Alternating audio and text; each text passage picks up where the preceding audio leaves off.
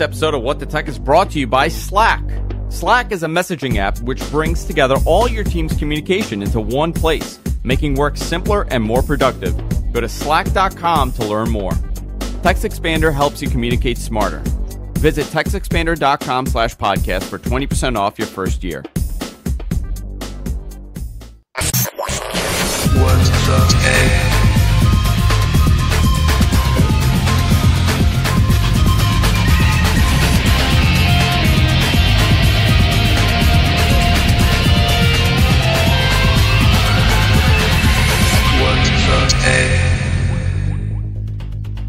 Hey everybody, welcome to What the Tech. I'm Andrew Zan. Of course, I'm joined by Mr. Paul Thurrott. How you doing, Paul?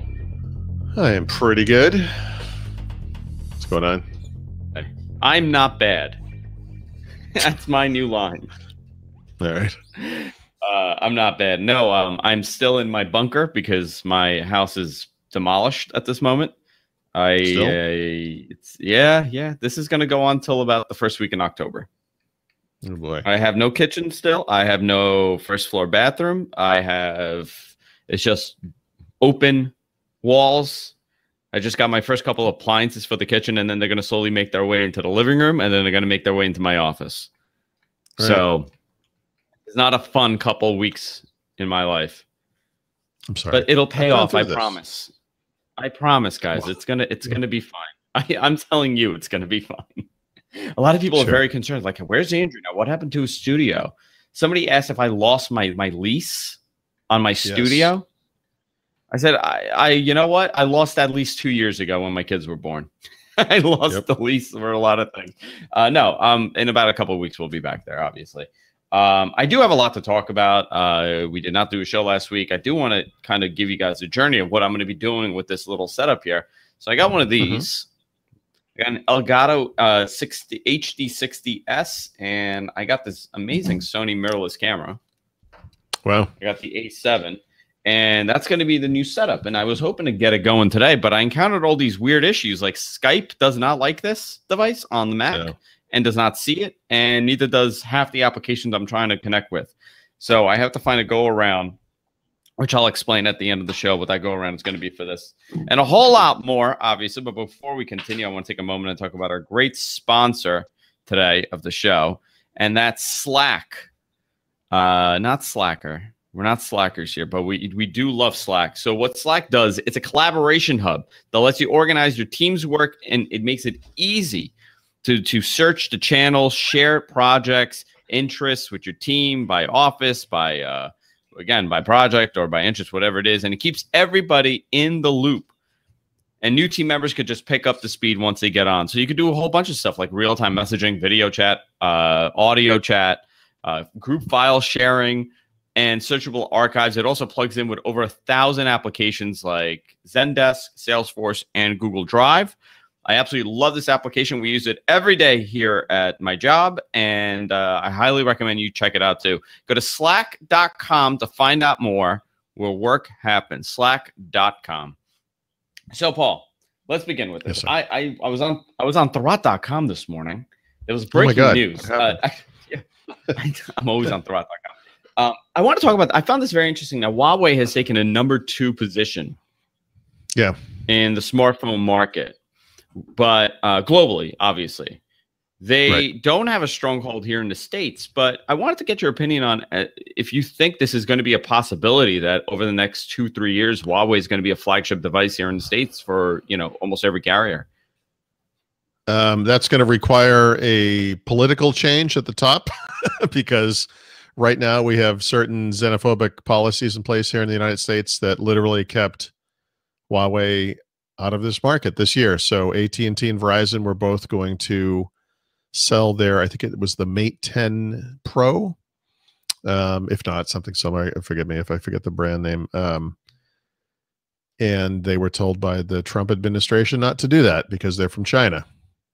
So, that might change. I think what's interesting mostly is that probably for, since the downfall of Nokia and BlackBerry, Motorola, and to a lesser extent, companies like HTC and LG, Apple has kind of surged up to second place, and they often get one quarter a year where they're the biggest smartphone maker, right after they release new iPhones. Typically, past couple of years they've been able to do that, but overall, Samsung sells actually way more smartphones than they do in a year globally.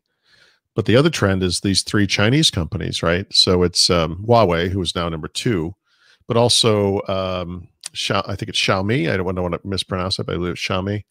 Is in 4th place right now and will almost certainly overtake Apple sometime in the next 12 months, if not 6 months. And then there's another company I've actually basically never heard of other than in these charts. It's called Oppo, like OPPO, that will likely surpass Apple too, given current trends. If the growth trajectories of these companies remain consistent, which, they won't, they're going to have to slow down at some point. The question kind of becomes not whether they're going to surpass Apple, but whether they're going to surpass Samsung, although Samsung still has a pretty big lead overall. What makes the OnePlus devices, right? What's that? Or the early, didn't they make the OnePlus devices? One? Can you hear me? Yeah. Which one? Which company? Oppo.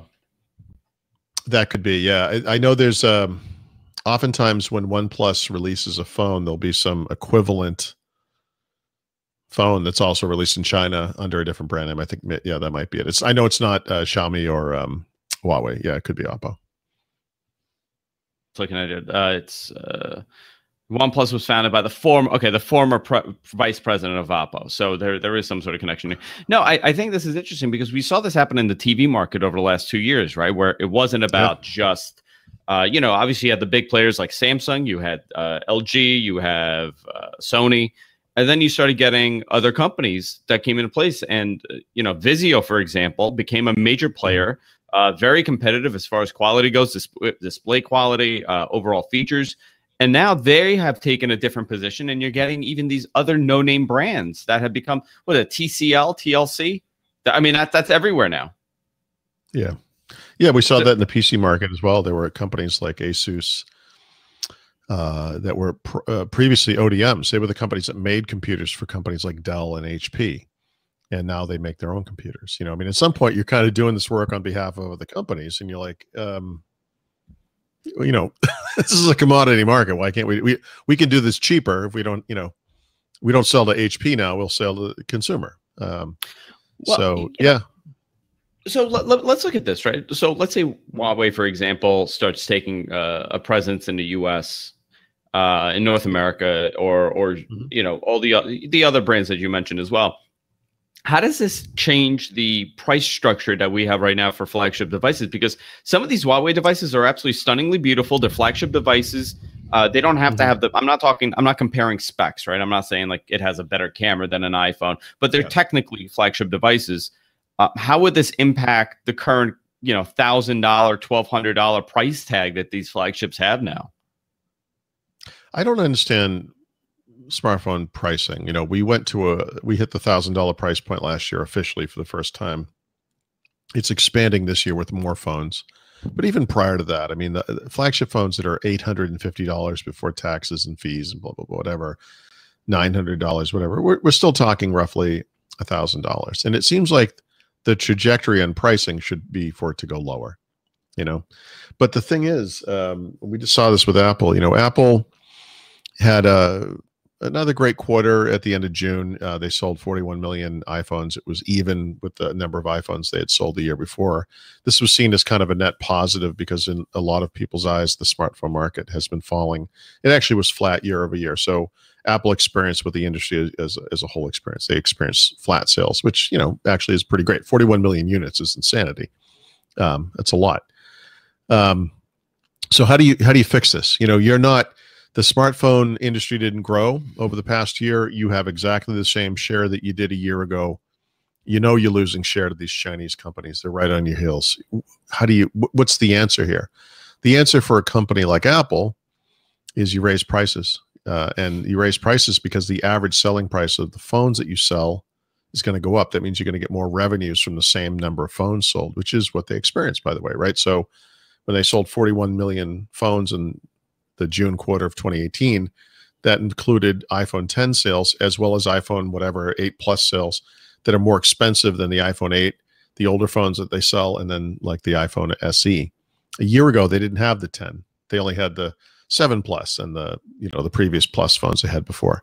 So the average is going up, and that's healthy. That's, when you can't grow unit sales, which you kind of can't, you've got a built-in market now. They'll have a little surge probably in the fall. We talk about this every year when Apple releases products. Is this for a while it was on kind of an every other year surge, like the S year surges were kind of small, but the other years were kind of big. We don't really know where we're at yet, but we'll see. They get this kind of a bump. The other thing they can do, and that this is explicitly a strategy for them, is you've got this existing user base of 1 billion people, most of whom are using iOS devices, most of whom are actually using iPhones. Let's try to make more money on them outside of the smartphone sale, right? Through services like Apple Music or iCloud storage or whatever it might be. They're coming out with like an Apple TV service of some kind at some point. You've got this audience and they give you some amount of money every year, every other year, whatever it might be. How do we make more money from those guys? You do it through the services. And so that's Apple's fastest growing business. And off the top of my head, I don't remember if it's their second biggest business, but if it isn't, it's going to be. And there you get to that 70 to 75% of Apple's revenues are coming either directly or indirectly from the iPhone. And so even though they might only have, I don't know what the figure is, 11, 12%, whatever it was, market share, they're making a bunch of money from it. Yeah, and they're also the most recognizable phone on the market. Everybody knows what an iPhone is. That also plays a part in it. I met a very interesting guy about 2 weeks ago at a bar where I meet all my male friends. Apparently that's where older men love talking. Is this a Tinder thing? What are you talking about? It was a Tinder date. Yeah, it was a Tinder date. my typical Tinder location. I'm not going to say what company he works for, but his job, he works for a financial firm, and he has a lot of clients. And his exact job is to track technological price structures for consumer devices across the board. And he is an advisor to, let's say, a company like Apple, where he'll recommend price increases due to other products' price structure. So if things are falling, like let's say televisions, we were talking about that, right? TV prices have plummeted over the last couple of years. Oh yeah, people are not spending $3,000-$4,000 on a TV. That is not a reality that I live in around, and there's no reason to at all. Yeah. Because of things like television prices going down, they could justify, Apple and Samsung, these other companies now put that into account, saying, well, you now have more of a disposable income over the next 24 months to spend on technology. So we can justify giving a 10% or 5% price boost to our current products because you have the money. And the consumer kind of justifies it as, well, I'm not spending $1,000 on a TV. I only spent $500. So it's okay if I spent $100 more on my phone. And that is his sole job. He analyzes the entire market and projects the next 18 months of tech pricing on the market. It was amazing talking to him. Yeah, no, I guess I buy this. I've never really thought about it at that level, that you take into account these other things. But I guess on that theme, the one case you can make for spending this much on a phone versus spending a lot of money on a tablet or a computer, that you're not going to really use as much. The iPhone any smartphone is this thing that you carry around with you and you're very possessive of it and you're looking at it all the time. In fact, you look at it so much, they have software built in that will prevent you from doing that because it's addictive. Yeah. So yeah, if not that people probably think of it this way, but if you had some kind of a budget for a year and you're like, look, you can spend this on technology, it kind of makes sense that you'd spend the most on the phone because that's the thing you get the most use from, Yeah. I don't like it. I mean, the problem is when you look at any market, it doesn't have to be tech, it could be any traditional market, whatever it might be. Just the very notion of the introduction of the Chinese to this equation. What that should tell you is that prices are going to go down, that phones have become a commodity, and that anyone can make these things. There was I think it was Xiaomi or whoever, but somebody this week announced, or this past week, announced a $300 flagship phone running Android. How do you maintain these high prices? Google's in a bit of a bubble, right? Because they're kind of the Mercedes / BMW, whatever you want to call them, of the market by themselves. But they're Samsung is charging $1,000 for the Note 9. Google will charge not quite $1,000, but add it all up, it's going to be like $950 shipped to your door for the Pixel 3 XL. Somehow this market kind of exists. The fact that there are alternatives like OnePlus that for like the $550 range, I think it is, will sell you a phone whose specs actually exceed that of the best Samsung sells. We also have to remember, Paul, Samsung from being the biggest company. We also have to put into consideration that most people that are purchasing phones are not purchasing it up front. They're putting it into a monthly payment of $30 a month, and it doesn't really and listen, you don't feel that. I'll give you an example. Did your cat fall? No, she's gearing up to interrupt us. It's okay. It's all right. You don't feel it at $30. I mean, a lot of people, that's how you justify $1,000 phone. But I don't know if it's going to break the cycle of how we perceive this over the next couple of years. Will we, if with the introduction of things like Huawei and ZTE devices and all the other ones, how will this drive the price down? I think it will, because we saw it happen in the TV market. I don't care how many times people defend prices like this and they say it's R&D, it's premium displays. It's this. I get it. I get what you're trying to do, but the justification that this device is $1,000 and it's $800 better than this device here. It's hard. It's an inflated price. It's an inflated market, and they get what they want because we as consumers give it to them. So sure, that's my little. I use that Mercedes example. It's not really a good one because Mercedes doesn't sell more cars than every company on earth except for Ford or whatever. It's unique. Apple's unique. There's no doubt about it. They sell luxury goods at scale. It's a model. There's a reason every company on earth is trying to copy these guys, right? From Samsung to Google to Microsoft to whomever.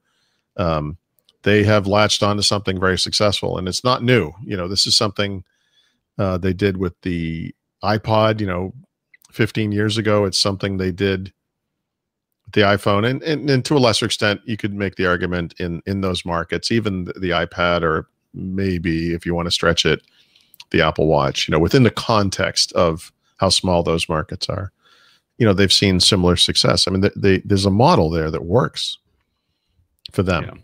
Yeah. It doesn't, I don't know. It's Samsung sells a lot of phones. They're not all the upper level flagship level phones. I mean, Apple's aren't either. I'm sure 50% of Apple sales are, or more, are older models and lower cost phones, whatever it might be. But I don't know. It's just hard to compare them to anything. It's very interesting. I do want to take a moment and talk about something that you and I discussed off the air. Before I do, I want to remind everybody, Paul has a phenomenal website. It's called Thermostat.com. I don't know if you guys have heard about this site, but it also has a premium membership.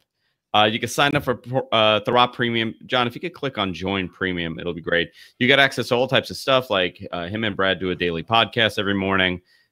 First Ring Daily, obviously, it's a podcast. You get access to articles that are premium articles. You get access to their premium forum and a whole lot more. You can subscribe for just $55 for the year, or you could pay as little as $7 a month. $7. It's way less than your smartphone. I'll tell you that. You also get enhanced user experiences and the Thermostat Daily newsletter, which I absolutely love every day that I get. It's actually great. Go to Thermostat.com. You can sign up for the premium service, and it helps all of us out, even me. I don't make money from it, but it helps me because Paul is happy when you sign up, and a happy Paul is a better What the Talk. So thank you for that. I want to take a moment, Paul, and talk about this smart thermostat that I'm very interested in. Yeah, now, one, can you get me this? Nope. Okay. So that's no, it's made by Johnson and Johnson. It's not like it's a Microsoft product or something. I know, like it's I know, but Microsoft Store is selling it. I should email these guys and see if I could get this, because this thing is absolutely beautiful. I'm in the middle of really good. demoing my house. I wondered, John, if I could send you a picture, if you could show it at the end of the show. It might be interesting to show. But this thermostat is awesome for one thing. Obviously, it has Cortana, which we all want. Paul, can you do me a favor? My brother walks around whenever he's doing some work for me. He walks around, goes to the coffee machine and says, "Cortana, make me a coffee." Or he goes to the TV and says, "Cortana, put on ESPN." He doesn't understand. I'm curious, when he does that, what happens? Nothing at all.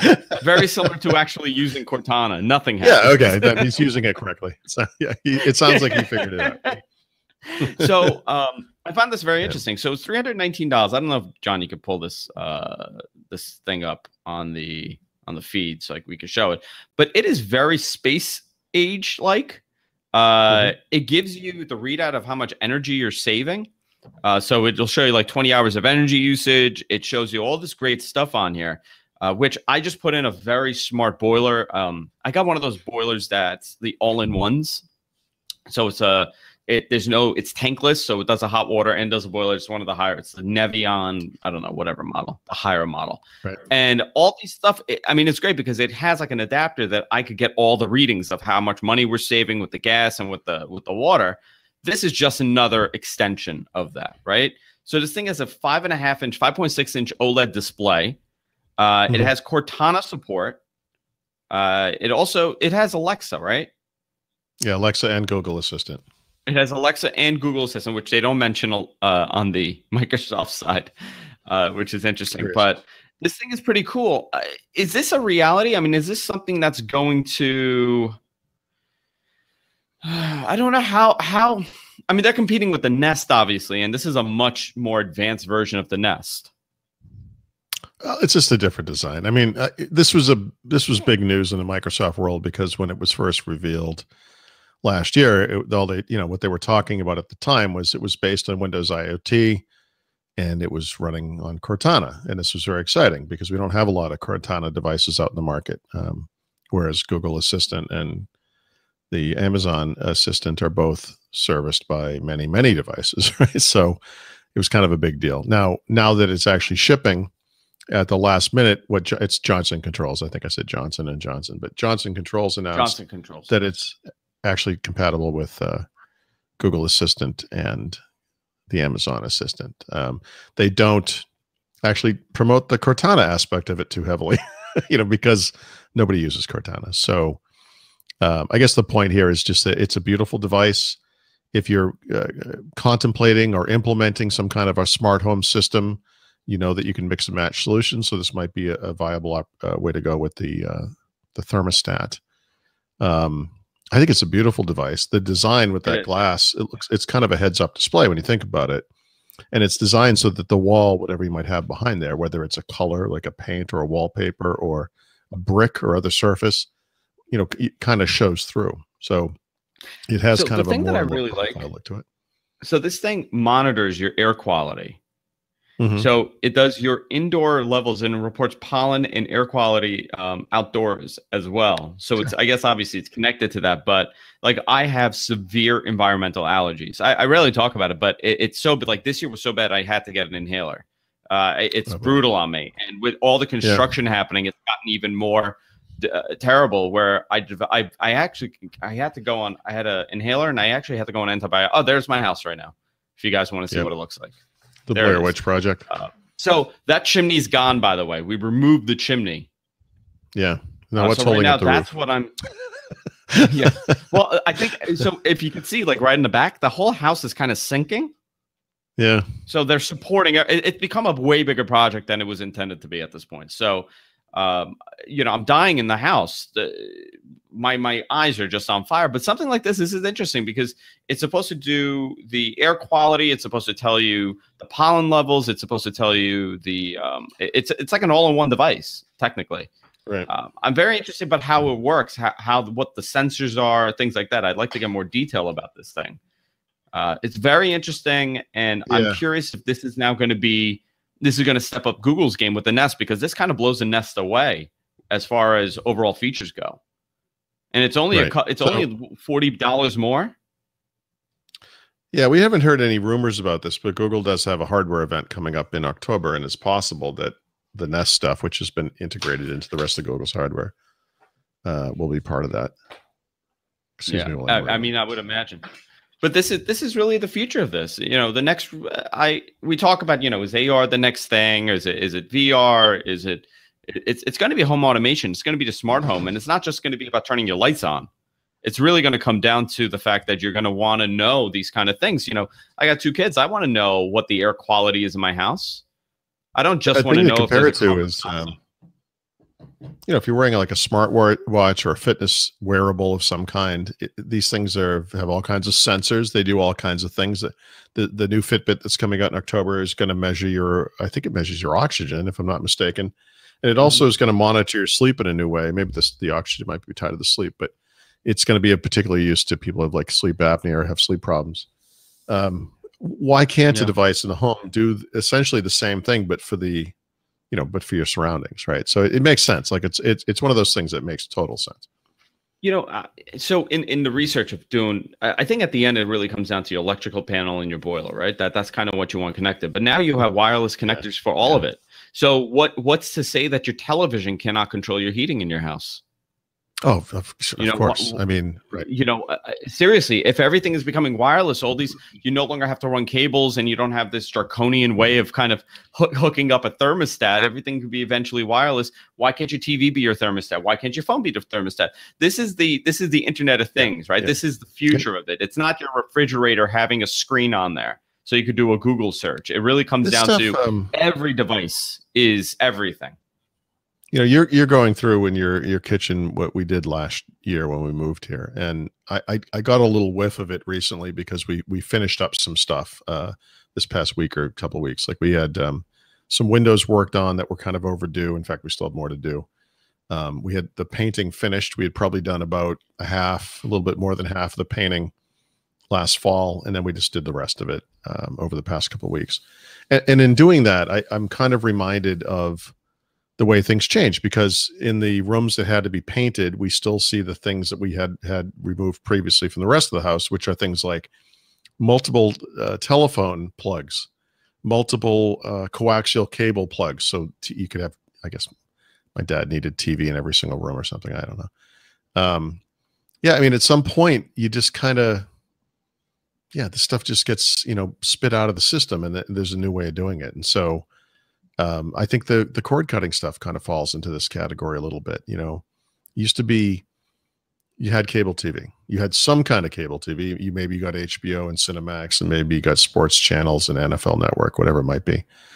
And then Netflix kind of came around, and so you had cable TV. Well, you had Netflix, or maybe you had, you know, Amazon Prime. And then after a while, these other things become greater than this old thing, and it's always kind of a little weird to get rid of the old thing, but you know, we got rid of cable TV. We did it in half steps. Like we did it and went back, and then we did it again. We're never going back. You know, we saw my sister and my brother-in-law over the weekend, and he has PlayStation View.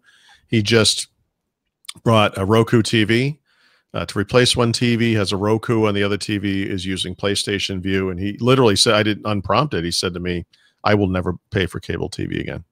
You know, he's been really impressed by the quality of it. And it's just, it's different. You know, it's a different way of doing something that you're very familiar with doing. It's as profound. It's just to keep it on TV. If you think about in the old days, if TV was on Friday night, you watched TV on Friday night. Commercials came, you all ran up to go to the bathroom, and you were back in time. There was no way to pause it, let alone record it. If you missed it, you had to wait for reruns, and God knows when that was going to happen. And then you get home recording, and you know, you get these capabilities over time. There's absolutely these systems that we have in our homes for air conditioning, for heat, for whatever, are all being updated and modernized. And then these new capabilities are coming in with the sensors, where you can do things like you're talking about with air quality and so forth. It's amazing. It's nice. It's a big leap forward. I mean, maybe because I'm getting older. If you're 21 years old right now, you're listening to us. First, I'm going to say we're too old. Number two, These aren't issues that you would be concerned with now, but I mean, the thing is, in 10, 12 years, you know what? This is going to be something you're going to be very concerned with. Well, okay, since we're kind of going down this path, the other thing that this kind of reminds me of is healthcare stuff, right? And so, I mean, when I grew up, when I was little, my dad worked for the government, and so we had incredible healthcare. It was super cheap. I don't going to get these numbers wrong, but if you went to the doctor in the early days, in the beginning, when I first could drive myself there, you'd have a doctor's appointment of some kind, and it would be 50 cents. That's how much you paid, or 75 cents at one point. Eventually it was $1, and it kind of went up. But if you got a prescription for medication, it was 50 cents or 75 cents or $1. I had 2 knee surgeries. Now, those were a little bit later in life, but I was still on that insurance. My first knee surgery, if I'm not mistaken, cost me 75 cents, maybe $1. I don't remember, but because it was covered by insurance. Now, the quality of the healthcare to me has gone down over time dramatically. The costs have gone up. You know, we have a son who's deaf, who has cochlear implants, and there's all kinds of, dealing with insurance is horrific. But the one thing I've been very interested to see since we moved here is we kind of got going again. We had to find a new dentist. We had to find a new doctor. And aside from I got some blood tests and some blood work done last February because Brad and I were going to go to Africa, and I got some inoculations for like hepatitis A and some other things, which you have to do when you go to Africa. I hadn't really been to the doctor in a couple of years, 3-4 years, maybe something like that. And so I've been doing this new diet. I want to make sure what I'm doing is healthy, blah, blah, whatever. So I went to the doctor. One of the reasons we didn't do the show last Tuesday was I went to the doctor on Monday, and I spent most of Tuesday afternoon driving around to all of my tests, you know, doing all my stuff. And it's been fascinating to me to see how kind of modern this experience has been, aside from the fact that everyone's been great and the people have been nice and blah, blah, blah, whatever. My healthcare system has an app. They put little messages into it. When I get a test back, I get a notification. I find out immediately to send me an email. I can send messages to my doctor. My doctor can ask me questions. You know, for example, one of the things she said, it's amazing. So my tests all came back pretty much pretty good. One of the curious things was that my blood sugar, which you would think would be off the charts low, was in the normal range, but was a little on the high side. And so she actually sent me a message, and she said, I'm actually kind of surprised by this because I know you're doing this keto thing. And she said, you don't have anything to worry about like medicine wise or whatever, but maybe we could discuss some dietary changes. And she was talking about things like whole grains and fiber, actually not whole grains, fiber and more vegetables and things like that. And I wrote her back and I was like, look, I honestly, one of the things I've never kind of been on board with this diet is this notion that like, who doesn't want to do anything but eat meat and fat every single day? And it's like, actually, I find that to be kind of tedious. And I've been talking for a while about leaning more heavily toward the vegetable end of the spectrum than the meat end of the spectrum, and doing more fish and that kind of thing. So I said, yeah, we had this conversation in an app, you know, but that's amazing. It's amazing. It's one of those things that, like you said, young people like probably listening, so they're like, yeah, you know, like, what's the big deal? But this transforms this kind of care, because previously we would physically go to some place to talk to these people. We wait in a waiting room with a bunch of sick people, and then they'd be like, yeah, we just think you should change your diet, you know, or we want to go over the results. You'd have to wait to find out what they were. Or maybe you could call and get it over the phone if you were scared. I did a Skype call. I did a Skype call with my doctor. That was my doctor's visit. That's one thing I can't ever get myself to do, is go to the doctor. So I was sick. I had, there was something real. I was really, really sick. Finally, I had to go get antibiotics. It was time. I had to do it. And I was like, you know what? I'm just going to Skype him. I know he has this consultation service that he does. He lets people Skype in. I sent them a message. I called the office. The office said he's available in 15 minutes to do an appointment with you. I said, great. Yeah, we got on. We went on video chat, and he's like, what's the matter? I told him, I'm like, I really don't want to do antibiotics. And his words were, you look like shit. You need to go on antibiotics now. Word for word. I said, okay. He goes, I already sent you, just now I sent the script. As we were talking, within 15 minutes, I got a message from CVS, your prescription's ready for pickup. I mean, the whole process couldn't have been longer than 30 minutes. Yeah. Listen, obviously there's some issues with that, right? I mean, you got to go to a doctor for certain things, but something like this, of course, I didn't need to go to the doctor. Well, you know, the old days, doctors used to do like house visits, right? Now, I don't actually ever remember that happening in my case. Like when I was a kid, no doctor ever came to my house. But when I was a really little kid, I do remember going to a doctor that was in a neighborhood, and he had the practice was in his house, and it was like when you went in the front door, you could go right into the house or left into the office, and it was, you know, it was a waiting room and an office and an exam room and whatever. And it was a real personal kind of a thing, and it was he was great. But I sort of feel like with these, you know, the way healthcare has gone, like this has kind of taken the you know, the personal interaction out of it. Like I feel like doctors are under a lot of pressure to, you know, get you out of there and that kind of thing. And get you in, get you out. Yeah. I've been really impressed. I mean, and part of it's just the people and the system we have here, I guess. You would think coming from Boston that certain things would never be better here, including healthcare. But actually, in my experience, that stuff has been much better. But the app stuff, I guess the technology aspect of it is very interesting to me because, like I said, I did all these tests, and now they're all in and everything's fine. But I mean, you get this little alert, and it's like, hey, you have a message in the whatever the app is called, and you got to go in, and it's like, here's all your lab results, and it's like you understand what everything is. It explains what the ranges are they're looking for, where you are, why this is good, bad, or indifferent. You know, blah blah blah. It's really kind of all I could ever ask for. I mean, we'll see what happens if I have a major heart attack or something. But I mean, like, you know, like actual healthcare, I don't know. But I don't know. So far, it's been good. Yeah, I think, you know, these are the little things, right? That really change everybody, change society. Yep. Yep. I want to talk about what's going on with Fortnite and Google. Why are they at war? Oh, Andrew, we don't have enough time for this story. Why are they? This is a big one. So there's a lot of stuff going on here.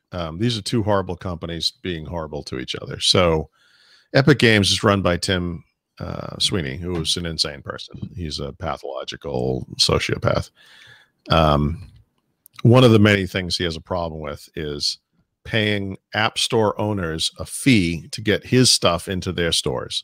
So in particular, like he hates Google for Google Play. He hates Microsoft for the Microsoft Store. He hates Steam because there's Steam. He makes games, so he has to go through these guys. I have experience with him mostly, aside from playing his games over the years, because they used to be like Epic Mega Games back in the day and whatever. They've been around for a long time. But Microsoft and him went at it about 2 years ago. And he was basically charging that Microsoft was trying to get a monopoly in games. They were trying to put Steam out of business and blah, blah, blah, all this baloney about the UWP store and games on Windows 10. And they were trying to make things more proprietary and less open and blah, blah, blah. So Microsoft responded in turn to every one of his complaints and with common sense. Like, what are you talking about? This is an open platform. Anyone can do it. It's like, you don't have to do it. If you want to stick with the Win32, go to town. We're not going to stop you. You know, he's just an insane person.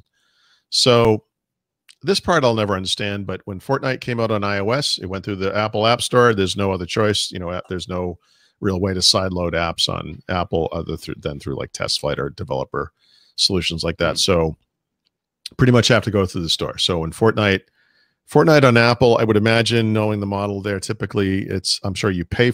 Well, I'm not even sure about that. I shouldn't say that, but typically on iOS, a lot of times what you see is more on the line of upfront payments for games, less of the Android model where you get the game for free, but then you pay for stuff in the game. And over time, you probably end up paying the same, but for some reason, the two markets are a little bit different. So Fortnite might be actually exactly the same, but the point is Fortnite is going through the store. So if you're paying Epic anything to play Fortnite, whether it's through the game itself, which I believe is actually typically free, or if you pay for things in the app, yeah, Apple's getting 30% of that. That's the way it is.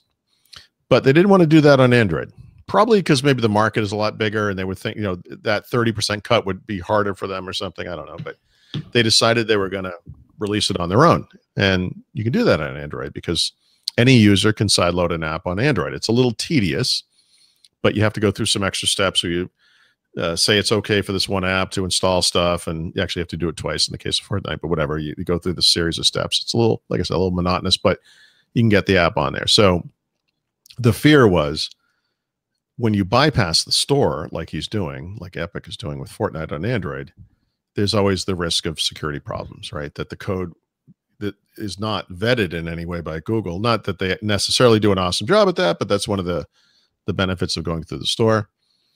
If something was wrong with that installer, it's possible that hackers could take control of your system, whatever, right? And the other thing is you're getting it from kind of an unknown source. So hackers can copy the installer and make it look like a legit Fortnite installer. And it could install malware in your computers, on your phone as well. A lot of controversy there, but that's what they did. So the other half of the story is Google. Now, Google has a lot of problems of its own. I think you will appreciate that. The common complaints around Google are privacy and data gathering, and they're selling all your information to advertisers. And that may or may not be true. But I have to be honest, like for me, that's not the issue I have with Google. The issue I have with Google is also another thing that came about because of the Microsoft stuff, right? Because in covering Microsoft, what I discovered was that a couple of years ago, several years ago now, Google decided that when there were security vulnerabilities that their researchers found in other platforms, by the way, not in their own platforms, but out in the world, that they were going to disclose them publicly if the owner of the platform didn't patch it within 90 days. And Microsoft ran afoul of this policy many, many times. And actually, it was the same year, 2016, a couple of years ago. Google did this repeatedly to Microsoft with regards to Windows 10 bugs that Microsoft didn't fix it, as quickly as Google thought they should. Microsoft's stance is that it's never okay to disclose security vulnerabilities when there's not a patch, because you're just alerting hackers to the problem, and then they can take advantage of it. And actually, the guy who ran Windows at the time, Terry Myerson, issued a public letter about this 2 years ago, and he complained about Google's policy. And he was like, we asked for a 1-week extension, and they were like, nope, it's 90 days. It's hardline. Sorry. And he kind of called him to task on it. And I agree with him. I think Google's policy sucks. I think it's ridiculous. And I think it makes everyone less secure. It's stupid. But this is what they're doing. Except when it involves Google, by the way. So you may recall the meltdown stuff from last year, and the Spectrum meltdown stuff. Google researchers found out about that. I think it was 5 months before Intel announced it. 5 months is longer than 90 days. And it kind of begs the question, why didn't they follow through on this hardline policy that apparently applies to everybody? And the reason is Google makes platforms that run on these chipsets that are compromised, and they didn't want to compromise their own platforms. Interesting. Yeah. So here you got these two terrible companies. So what does Google do with Fortnite? They look for and find a security vulnerability, and then they just announce it to the world within days. Not 9 days, not 90 days. It was just a couple of days. They're like, hey, look, we found a security vulnerability. Same thing. Tim Sweeney himself, I tweeted, we begged them not to release this information until we had a fix that was out there in the world and distributed. And they were like, yeah, we're not doing that. So it's yeah. And the way I sort of describe it is it's funny in a way because these two companies are terrible and they deserve each other. But it's not really that funny because it impacts all of us. It impacts the people. Like, people want to play Fortnite. It's the most successful game in the world right now. They want to play it on Android. That's the most successful mobile computing platform, period, probably, in the world. This should be two great tastes that go together, but these companies can't do this together, and they both resent each other for various things they've done, and they're taking it out on everyone else. And it's just kind of this happens a lot. It's one of those things, we all want to believe that people, or at least companies maybe, somehow have our best interests in heart. I'm sure a lot of people believe that Apple does. God knows they market the hell out of it, and it's not true. You are a profit or a loss to them, and that's it. And what matters to them is this other stuff. And they will compromise you to make a point to a competitor or someone they're not agreeing with. This is something Microsoft has done a lot in the past. I mean, if you think about the anti-trust, the primary, kind of the core argument there, Microsoft embedded Internet Explorer so deeply into Windows to help consumers? No, to harm Netscape. That's the only reason they did it. There was no logical, technological reason for that embedding. Every other, Apple's Avi Tevanian stood on the stand and said, we give Safari away with OS 10. It's not embedded into the operating system. Any operating system stands shoulder to shoulder with it. Any browser, rather, you can install anything you want. You can install anything you want in Windows too. It just doesn't get the same, deep level access there. And they don't do that to help people. It hurts people. Yeah. No, I agree with you. To harm competitors. So anyway, it's a classic. It's a classic tech industry. Have you played Fortnite? Yeah. And what do you think of it?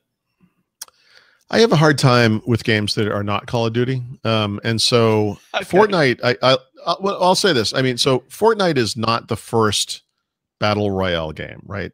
In fact, you could make the argument that they've stolen from a lot of other places like PUBG. It's basically, PUBG is a game where you start in a plane and you parachute out of the plane to an island, and then you run around and you fight each other. Fortnite is a game where you start in a plane and you paraglide out of the plane and you land on an island and you run around and fight each other. Now, those two things sound exactly the same, but Fortnite has two major differences with PUBG, and it's not the paraglide thing. It's the graphics are more cartoonish, which means it actually runs better on a wider range of hardware. PUBG is kind of a high-end game. It requires really beefy hardware. It even runs crappy on an Xbox One X. But the other one is that there's a kind of a builder component to Fortnite. So when you land, one of the things you can do is pick up resources, and you can build little structures to protect yourself and so forth. And from my perspective, these games, the Battle Royale game is like a one and done. So you run around, if there are, 100 people or whatever the numbers of people on the island, as you shoot each other and you're eliminated, you don't come back. Like, you're done. That's the whole round. The round's over. You're out. You can go on to the next game. To kind of add, like, the builder element to me is what's wrong with Fortnite. Like, I like that it's cartoonish because it plays better, but these, like, building little things on your own, you're going to get shot once and be dead. Like, what's the point of amassing a fort? Because if someone sneaks in the back door and kills you, you've done all that work for nothing. Like, to me, it should just be about the fighting. So I think PUBG is more of a pure, I don't know, battle royale, just fighting game. I don't like the one and done thing regardless. I prefer rounds. And so, like, the games I play team deathmatch. And so it's two teams going against each other. You can get killed and you come back, and that happens until the round ends. And the round ends, when a certain number of points is achieved by whichever team. But these things are hugely popular, and I guess they lean themselves more toward this esports phenomena that's a big thing right now, right? And so Fortnite has been very successful, regardless of what I think of it. And there are millions and millions of dollars for grabs in these Fortnite tournaments now. It's incredible. It's unbelievable. It's unbelievable. Yeah. Before we wrap it up, I do want to talk about a game that I'm very excited for. So I got really into retro gaming over the last couple months, since the beginning of the summer, where I built the Raspberry Pi and I started playing this, and I get such joy out of playing a lot of the games that I liked. And I absolutely love beat 'em ups. And it's a genre that doesn't really exist in gaming anymore. The beat 'em ups are not a thing. People aren't making beat 'em ups anymore. You could come close to them, but it's not the traditional beat 'em up. And one of my favorite games was Mortal Kombat, side scrolling, two guys squaring off. No, not Mortal Kombat. Just it's a side scroller. It's like a gunner almost, where you just go around beating up. It's like you're just bashing people. So Streets of Rage was one of my favorite games of all time. Yep. I started playing it. There it is. If you guys could see it, they've remade this game. Streets of Rage has made a comeback. Japanese cartoon style graphics. Well, it has cartoon graphics. It does. So this is the little preview, commercial that they made. Is this what the game actually looks like? No. I'll show you the game. Oh, okay. It looks like a retro game. So this is the preview to it. They're showing you, but that's the game right there. Oh yeah, no, that's yeah. This is like the Crackdown style graphics. It's kind of cartoony but high res. Yeah, I am so excited for this. I don't think I've been this excited for a game in years, because it's so stupid and easy to play. Yeah. And you could play with like my wife and I were playing the X-Men arcade game the other day, and she does not play video games because she says that she's terrible. We were playing this thing. We absolutely had so much fun, and she's like, I can't believe I'm actually having fun playing a game. I'm like, this game is from 1988, right? You're playing a 30-year-old game. She's like, I had no idea. And the X-Men game you're talking about, it looks like that a little bit. It's that kind of, you have a street view. You can play different X-Men characters, obviously, so they all have different attacks and weapons and whatnot. So a couple of years ago, this guy made a remake of the Streets of Rage. I think you could just search Streets of Rage remake, and it was for the PC. And it combined the best elements of all the games into one super game. And I was like, man, it'd be great if they redid this. And I was just talking about this to my brother. I'm like, I wonder why they never made a fourth version of this. And there you go. Somebody made it, and it's coming out in we don't know yet. Actually, we don't know what it's going to be on. We don't know where it's going to be. Just we know that it's being developed and it's announced. Yeah, this is. I'm looking at the Streets of Rage remake. This kind of graphic reminds me of the Amiga, and it reminds me of particular Amiga games like Golden Axe. But it's got that kind of it's not 8-bit, it's like 16-bit, I'd call it, you know, like the way that characters are built. They're like, it's kind of cool. Like it's of an era for sure.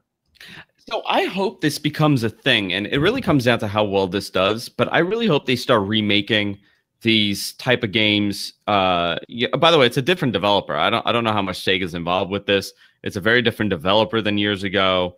It's gonna feel different. It's gonna look different. But that's the point, is that, you know, there's some joy out of not really having a complicated game like this, where you just punch and you kill. Like Castle Crashers, for example, great beat 'em up. I always love that game on the Xbox, but people just don't develop those games anymore. It's not sexy enough, I think. Well, but this might be a trend. The future, you know, retro gaming is really in, and people absolutely love this stuff. And if there's a market, people will make it. Kind of like a Ghost and Goblins has the same kind of graphic style, you know. Great. Like you could almost imagine like just there's like a parallax element to it. Giant sprites. It's cool looking. Yeah, let me see. Ghosts and Goblins arcade. Just like from the graphic style, it's a different kind of game. That's just a typical side scroller. But you get sprites, you know, and you just beat up people. I mean, it's phenomenal. So I just wanted to say this. I was very excited for this. I couldn't contain myself anymore. I had to talk about this. But it is that time to wrap up. Paul, always a pleasure as usual. Thank you for being here. Over the next couple of weeks, it's going to be very difficult, and we are just trying to figure out, you know, the schedule and my life and my studio. I have all this stuff going on. So this is where I'm going to be doing the show over the next couple of weeks. Do you have time to do a little post show? Studio? Did you lose the lease on your studio? Tell me. That'll be in the Q&A. I lost my lease in my studio. We're moving to Petaluma, Paul. Yep. We're moving to Petaluma. Only matter of time. All right, guys, that's it for this week. If you're watching live, stay tuned. We're going to do a quick What the Talk. If not, go to patreon.com/whatthetech. You can fund us there. You could give us as little as $1 per episode, and you could access the post-show banter between me and Paul. Until next time, goodbye.